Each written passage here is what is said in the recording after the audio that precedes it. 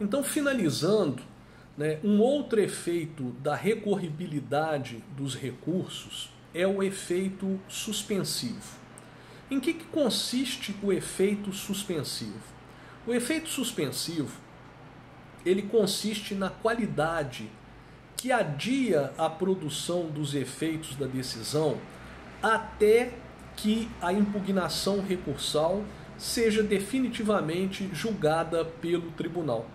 Então, por força do efeito suspensivo, a decisão não vai produzir efeitos enquanto o recurso interposto contra ela não for definitivamente julgado. Então, o efeito suspensivo, ele impede a execução da decisão. Então, a regra é essa: não executoriedade imediata da decisão. Essa só será possível, a execução só será possível após o julgamento dos recursos. Então, em princípio, todos os recursos produzem o efeito suspensivo. Impede a decisão de produzir efeitos até que o recurso contra ela seja julgado por um órgão superior. A exceção, o contrário é exceção. E aí virá expressamente previsto em lei, como é o caso, por exemplo, do recurso de agravo de instrumento, que não possui como efeito imediato da sua interposição o efeito suspensivo. Então, a decisão interlocutória, em princípio, está valendo, porque o agravo contra ela interposto não possui efeito suspensivo. Além dos efeitos da recorribilidade, os recursos produzem efeitos em relação à sua interposição. Então, no julgamento de um recurso, no julgamento de mérito de um recurso, pode acontecer que o tribunal negue provimento, pode acontecer que o tribunal dê provimento para reformar a decisão, quando essa decisão contém um erro injudicando, que é um erro de julgamento, de juízo, de má interpretação ou aplicação da lei. Pode acontecer que o tribunal dê provimento para anular a decisão, quando ela contém um erro improcedendo, que é um vício de forma, de processo, de procedimento. Então, quando o tribunal dá provimento ao recurso, para reformar a decisão recorrida, ou quando o tribunal nega provimento ao recurso, o efeito deste julgamento é o efeito substitutivo. Então, o efeito produzido é o efeito substitutivo, ou seja, o acórdão proferido pelo tribunal vai substituir a decisão recorrida. Isso é muito fácil de vocês visualizarem na hipótese do provimento para reformar. Por exemplo, a Maria João pretendia receber do João Maria uma indenização correspondente a R$5.000 por danos morais. O juiz julgou improcedente o pedido indenizatório. A Maria João apelou. O tribunal deu provimento ao recurso para condenar o João Maria a pagar para ela a importância de R$5.000. Então fica muito claro vocês visualizarem o efeito substitutivo aqui. O acórdão do tribunal substituiu a sentença apelada. Agora, quando ele nega provimento, fica mais difícil você visualizar.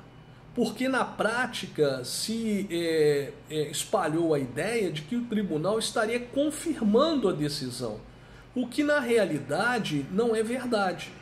Então, se você interpõe um recurso alegando que aquela decisão ela contém um erro injudicando, ou ela contém um erro improcedendo, e o tribunal ele nega provimento a esse recurso, ele estará dando uma solução para aquele caso idêntica àquela que foi proferida pelo juízo inferior, por uma instância inferior.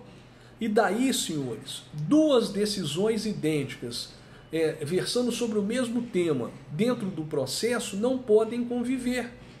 Essa é a razão por que a decisão de uma instância superior, nesse caso, estará substituindo a decisão de uma instância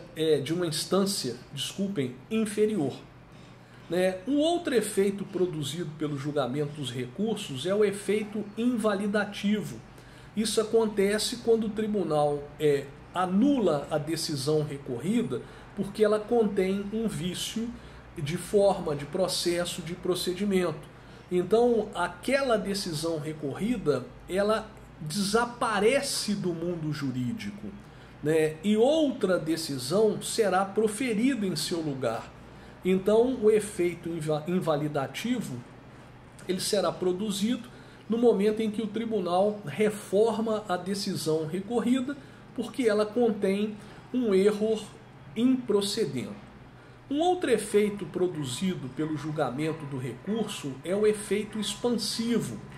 Isso acontece quando no julgamento do recurso, ele é abrangente, atingindo matérias além daquelas que foram objeto da impugnação recursal.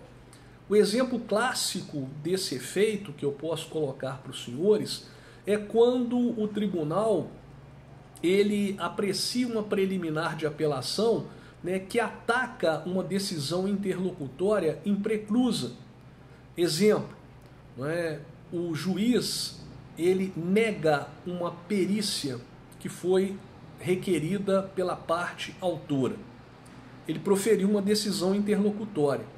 Porém, essa decisão interlocutória ela não pode ser atacada pelo agravo de instrumento. Ela é uma decisão interlocutória impreclusa. Por ocasião da apelação, se a parte quiser, ela vai atacá-la. Então, no final, o juiz julgou improcedente o pedido do autor. O autor apelou para o tribunal.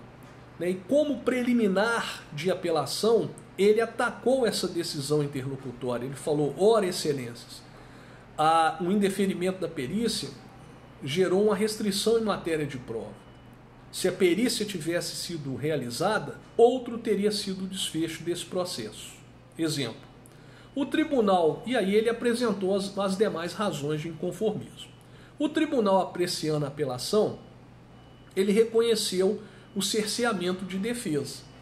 Nesse caso, ele deu provimento ao recurso para invalidar aquela sentença, e aí, além de invalidar aquela sentença, esse efeito ele vai ser mais abrangente, porque ele vai atingir todos os atos que foram praticados posteriormente ao indeferimento da perícia. O processo vai retornar até a fase da perícia para que ela seja realizada e após então o feito seja novamente decidido. E finalmente o último efeito produzido pela interposição, pelo julgamento de um recurso, é o efeito translativo. Isso acontece quando o sistema autoriza o tribunal a julgar fora daquilo que está contido nas razões recursais, sem que o tribunal cometa um vício de julgamento extrapetita, citra ou infrapetita ou ultrapetita. O efeito translativo ele é gerado normalmente quando o tribunal conhece de matérias de ordem pública que podem ser conhecidas de ofício e a cujo respeito não se opera a preclusão. Vamos imaginar que, em primeira instância, tenha tramitado um processo em que uma das partes ela é ilegítima. O autor não tem legitimidade ativa. O réu não levantou essa questão em primeira instância, o juiz também não conheceu de ofício, e aí o juiz julgou a causa e uma das partes interpôs recurso para o tribunal, sem mencionar ilegitimidade ativa. Analisando o recurso, o tribunal verificou que o autor não tem legitimidade ativa e reconheceu essa circunstância de ofício. Então esse é um exemplo do efeito translativo. O tribunal conheceu fora daquilo que estava contido nas razões recursais, sem cometer um vício de julgamento. É isso, fiquem bem e até breve.